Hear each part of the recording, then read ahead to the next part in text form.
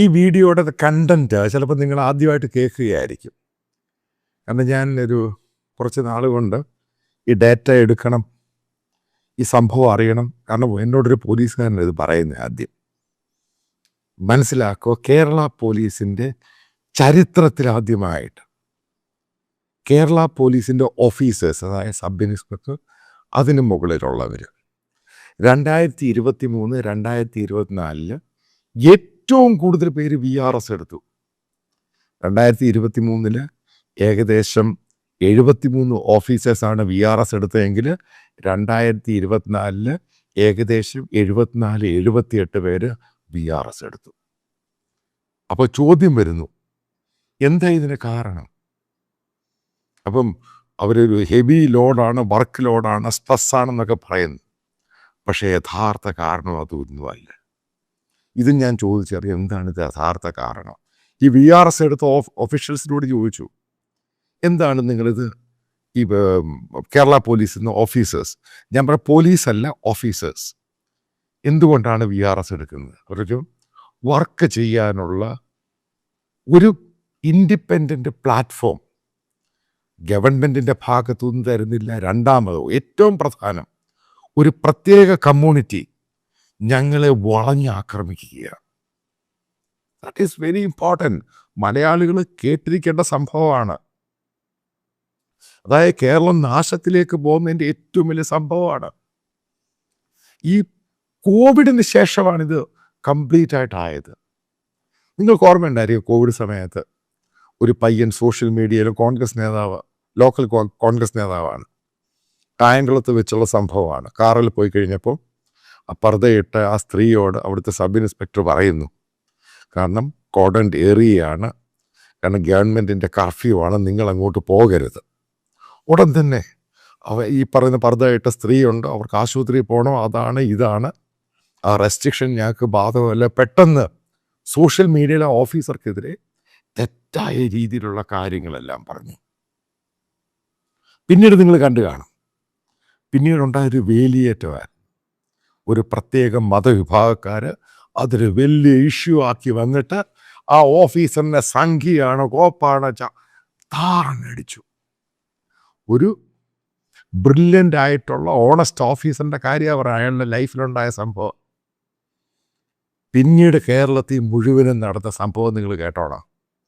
ഈ കാറുകളിൽ പോവുകയാണെങ്കിലും അപ്പോൾ police checking എന്ന് പറയുന്നത് സ്വാഭാവികമാണ്. ലോകത്തെവിടെയും, കേരളത്തിൽ മാത്രം ലോകത്തെവിടെയുള്ള സംഭവം.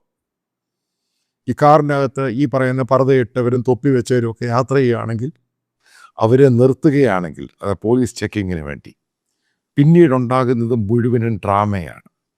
ഏതെങ്കിലും ഇപ്പം അതിൻ്റെ കൂടെ പോകുകയോ അവരെ സപ്പോർട്ട് ചെയ്യുകയോ ചെയ്യുന്ന ഈ ബൈക്കുകാർ പെട്ടെന്ന് 2-3 പേര് നിൽക്കുന്നു. അപ്പോൾ താടിക്കാരൻ തൊപ്പിക്കാരനൊക്കെ ആയിരിക്കും. ഈ താടിക്കാരൻ തൊപ്പിക്കാരൻ ഉടൻ തന്നെ പോലീസിൻ്റെ അടുത്തോട്ട് വരുന്നു. കാരണം ഈ കാറിനകത്തിരിക്കുന്ന മറ്റേ പർദ്ദയൊക്കെ ചാക്കൊക്കെ ഇട്ട രക്ഷയാണ്, അകത്ത് വണ്ടി ഓടിക്കുന്നത് തൊപ്പിയൊക്കെ വെച്ച് താടിക്കാരന്. പിന്നെ ചോദ്യങ്ങളായി, പറച്ചിലുകളായി, പ്രശ്നങ്ങളായി എത്രയോ സംഭവങ്ങളുണ്ടായെന്നറിയും. പിന്നെ പോലീസ് മനഃപൂർവ്വം ഇവരോടുള്ള ചെക്കിങ് അങ്ങ് മാറ്റി. ഈ വണ്ടിക്കകത്ത് യാത്ര ചെയ്യുന്ന പർദ്ദയിട്ടവരാണ്, താടി വെച്ചവരാണ്, തൊപ്പി വെച്ചവരാണ്. ഇനി ബൈക്ക് ഓടിക്കുന്നത്, 2 വീലർ ഓടിക്കുന്നത് തൊപ്പി വെച്ചവരാണ്, പർദ്ദയിട്ടവരാണ്. പോലീസ് ഒന്നും ചെയ്യാൻ പറ്റില്ല, അവരെ അങ്ങ് വിടുകയാണ്. അല്ലെങ്കിൽ അവരുടെ പുറകെ ഇവർക്ക് എസ്കോർട്ടായിട്ടോ എന്തൊക്കെയോ ആൾക്കാർ വരുന്നുണ്ട്, താടിക്കാരും ഒക്കെ വന്നിട്ട് ഇവ പോലീസിനെ അങ്ങ് ക്വസ്റ്റ്യൻ ചെയ്യുക. മനസ്സിലാക്കുക, പിണറായി വിജയൻ സർക്കാരെ മനസ്സിലാക്കുക, എന്താണ് പോലീസിന് പറ്റിയത്. താങ്കളോ കത്തിയുടെ കോപ്പ് അത് ഇതൊക്കെ പറഞ്ഞു ചുമ്മാ പൊട്ടത്തരം പറയാതുള്ളൂ. റിയാലിറ്റി മനസ്സിലാക്കുക. എത്രയോ ഓഫീസേഴ്സ് ഞാനിതുമായിട്ട് ബന്ധപ്പെട്ട് അവരോട് സംസാരിച്ച് കഴിയുമ്പോൾ അവർ പറഞ്ഞത്, ഞങ്ങൾക്ക് യൂണിഫോം ഇട്ട് ജോലി ചെയ്യാൻ പറ്റുന്നില്ല. അത് കഴിഞ്ഞ് പെട്ടെന്ന് തന്നെ പോലീസ് സ്റ്റേഷനിലോട്ട് വിളിയോട് വിളിയാണ്. ഒരു പ്രത്യേക ഗ്രൂപ്പ് അവർ വിളിക്കുന്നു, ബഹളം ഉണ്ടാക്കുന്നു, പ്രശ്നമുണ്ടാക്കുന്നു, SIയെ ത്രട്ട് ചെയ്യുന്നു, SHOയെ ത്രട്ട് ചെയ്യുന്നു, പോലീസുകാരെ ത്രട്ട് ചെയ്യുന്നു. പോലീസിനൊന്നും ചെയ്യാൻ പറ്റുന്നില്ല, നിശബ്ദമായിട്ടിരിക്കുന്നു. ഒരു മനുഷ്യൻ്റെ ഐഡൻറ്റിറ്റിയുണ്ട്, ആ ഐഡൻറ്റിറ്റിയെ മുഴുവനും തകർക്കുന്നു. അതായത് പ്രീണനവുമായിട്ട് നടക്കുന്ന കേരള പോലീസ്.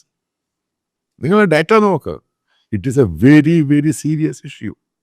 അതായത് ലോ എൻഫോഴ്സ്മെൻറ്റിന് അവരുടെ കാര്യം കർത്തവ്യം നിർവഹിക്കാൻ സാധിക്കുന്നില്ല. ബാക്കിയുള്ളവനെ ആരെയും പിടിക്കാം, ചോദ്യം ചെയ്യാം. ഇതിനകത്ത് മറ്റൊരു 2-3 പോലീസ് ഓഫീസേഴ്സ് പറഞ്ഞാണ് ഈ ഡ്രഗ് ഇത്രയും വ്യാപകമാകുന്നതിൻ്റെ കാര്യം ഇതുമായി ബന്ധപ്പെടുന്ന ഡീലേഴ്സ് പറഞ്ഞ് വളരെ കറക്റ്റായിട്ടാണ്. ഇതേപോലെ കാറുകളിലും ബൈക്കിലും ഒക്കെ ഈ തൊപ്പിക്കാരനായിരിക്കും വണ്ടി ഓടിക്കുന്നത്. ഈ പറയുന്ന 2 സ്ത്രീകളോ 3 സ്ത്രീകളെ ഈ പർദ്ദയിട്ടവരെ അങ്ങ് വെക്കും. ഇപ്പം ഇവരെ ക്വസ്റ്റ്യൻ ചെയ്യാനോ തടഞ്ഞു നിർത്താനോ, കാരണം മറ്റേവരെ എസ്കോർട്ട് വരുന്നുണ്ട് ആൾക്കാർ, ഒന്നും ചെയ്യാൻ പറ്റത്തില്ല. ഈസി ആയിട്ട് ട്രാൻസ്പോർട്ട് ചെയ്ത് എത്തേണ്ട അടുത്ത് സാധനം എത്തിക്കുന്നു. നാണിക്കുക കേരളമേ, ചെയ്യാൻ പറ്റുന്നില്ല. അതായത് കേരളം ഈ പറയുന്നതിൻ്റെ കടിഞ്ഞാണ്ടകത്ത് പിടിച്ചിരിക്കുകയാണ്. കമ്മ്യൂണിസ്റ്റുകാരെ നീയൊക്കെ ഉത്തരം കൊടുക്കേണ്ടി വരും.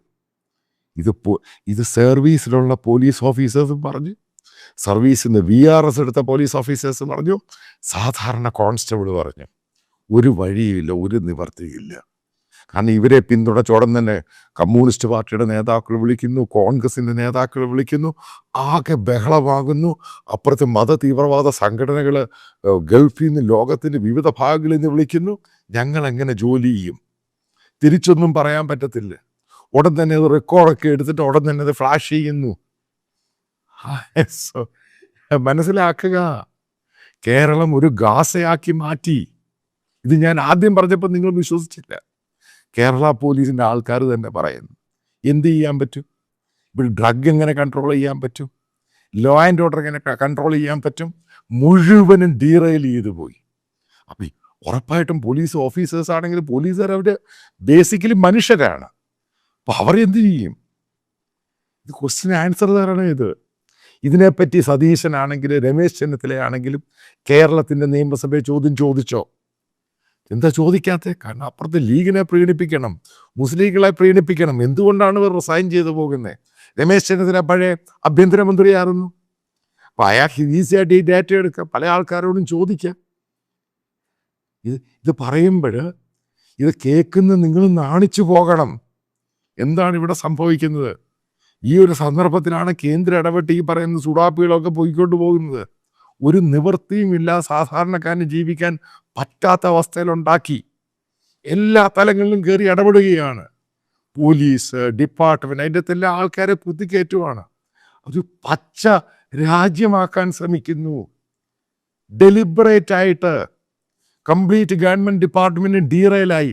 കാരണം സ്റ്റേബിളായിട്ട് ചെയ്യാൻ പറ്റുന്നില്ല ഒന്നും. കാരണം എല്ലായിടത്തും കയറി ഇടപെടുകയാണ്. ഇനി നിങ്ങൾ കോൺഗ്രസിനും മുസ്ലിം ലീഗിനൊക്കെ വോട്ട് ചെയ്യുന്നവർ മനസ്സിലായിക്കോ, ഈ പോക്ക് എങ്ങോട്ടാണ്. ഇത് ഞാൻ ഇൻ അഡ്വാൻസ് പറയുകയാണ്. നിങ്ങൾ ഡേറ്റ എടുത്ത് നോക്കുക, നിങ്ങൾ തന്നെ ഞെട്ടിപ്പോവും. എന്തുകൊണ്ടാണ് ഇവർ VRS എടുക്കുന്നത്?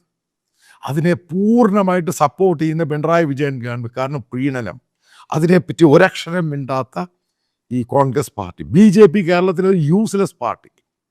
ഇതൊക്കെയാണ് തുറന്ന് കാണിക്കേണ്ടത്. അത് ഒരു സ്റ്റേറ്റിനെ നശിപ്പിക്കുകയാണ്. എന്തുകൊണ്ടാണ് ഇത് റൈസ് ചെയ്യാത്ത ഇഷ്യൂ? അവരെ സപ്പോർട്ട് ചെയ്യുന്ന കേരള കോൺഗ്രസ്, മറ്റുള്ള പൊളിറ്റിക്കൽ പാർട്ടി, ഇവനൊന്നും ഒരു അക്ഷരം മിണ്ടത്തില്ല. പ്രീണനം. അവസാനം കേരളം എന്ന് പറഞ്ഞ സംസ്ഥാനം ഇന്ത്യയിലെ മാത്രമല്ല ഒരു മലയാളിക്കും കേരളത്തിൽ ജീവിക്കാൻ പറ്റാത്ത അവസ്ഥയിലാക്കി മാറ്റും. ഇത് ഇൻ അഡ്വാൻസ് പറയുന്നത്, ഇതിനെ കൺട്രോൾ ചെയ്തില്ലെങ്കിൽ ഇത് നമ്മുടെ കയ്യിലൊന്നും നിൽക്കുന്ന സംഭവമൊന്നുമല്ല. കാരണം പൊളിറ്റിക്സിനകത്തും എല്ലായിടത്തും കയറി അങ്ങ് പ്രശ്നമുണ്ടാക്കുക. കാരണം അവരുടെ സംഭവമാക്കി അങ്ങ് മാറ്റുക.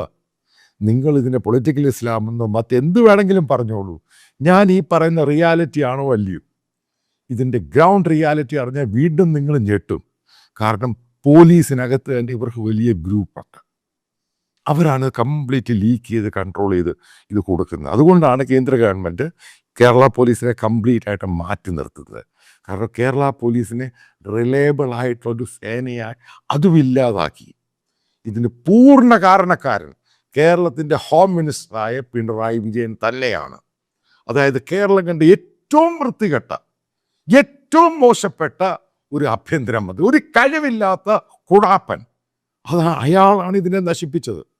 അല്ലെങ്കിൽ ഇത്രമാത്രം ഓഫീസേഴ്സ് വിട്ടുപോകണമെന്നുണ്ടെങ്കിൽ അതിൻ്റെ കാരണം എന്താന്ന് കണ്ടുപിടിക്കുക.